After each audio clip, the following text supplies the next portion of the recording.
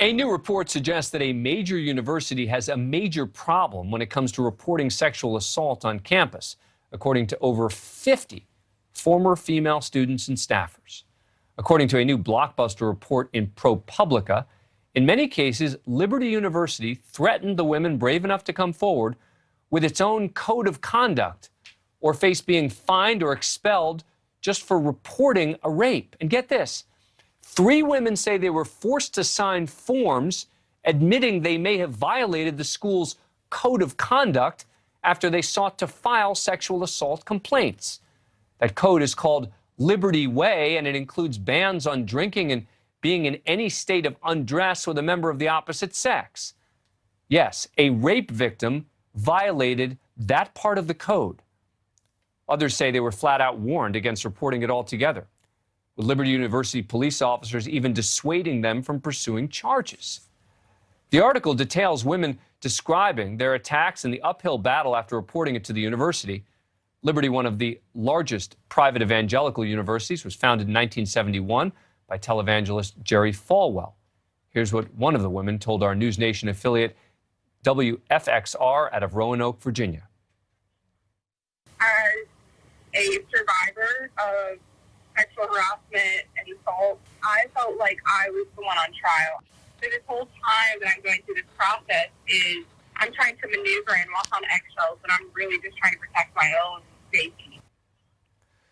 NewsNation reached out to Liberty University for comment. They declined based on the pending litigation. Joining me now is Hannah Dreyfus, the ProPublica reporter on this story. Hannah, thank you very much for coming on the show. Appreciate it. This report obviously took a lot of work. You talked to a lot of people. It must have taken a lot of time to uncover. And it sounds like you're saying that as a matter of course and culture, Liberty University would shut down claims of sexual assault. Was this regularly? Were these just many times? How many in all? Any more details you can provide for us? Sure. First of all, Dan, it's so great to be here. I'm glad to be speaking on behalf of the survivors I spoke to over the course of these past few months. So the question you ask is a good one. How systemic was this issue? And the answer is it was extremely systemic. A lot of the women describe what's called purity culture, which is a stress placed on not having sex before marriage, and how purity culture actually shifted the blame from the victim, from the assailant onto the victim. So I think you could see how a cultural norm on a campus can start affecting people's willingness to come forward, and that is just strengthened. So just so I understand, was I overstating it when I said that at times women were accused of violating the campus code, which was in part that they weren't allowed to be in a state of undress with someone with the opposite sex? And part of the reason there, or all of the reason there, was because they were raped? Well, what we saw is that the Liberty Way was used as a way to dissuade women from moving forward with their charges of sexual assault. Meaning, if a student came in and said, "This happened to me, I experienced a rape on campus," they would actually be asked to sign a form that indicated that they may be held responsible for breaking the student code of conduct the Liberty Way. So even in intimating that they could be punished, it was dissuading them from moving forward with their claims.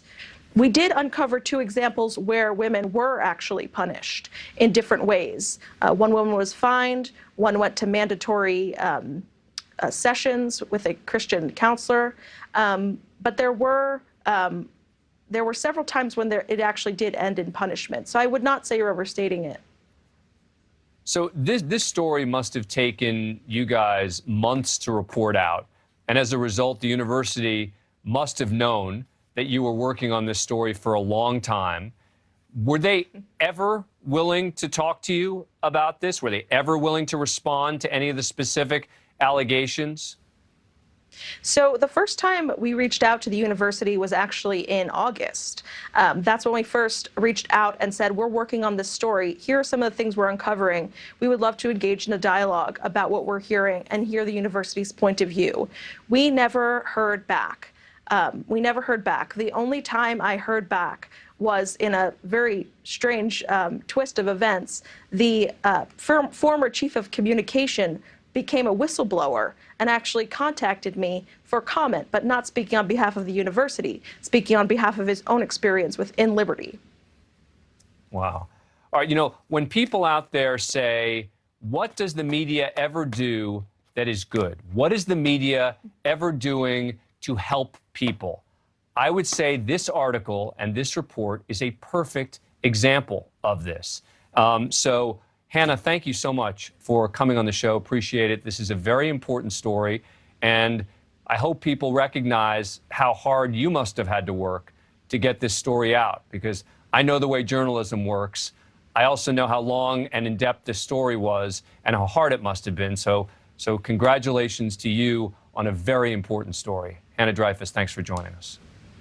Thank you, Dan.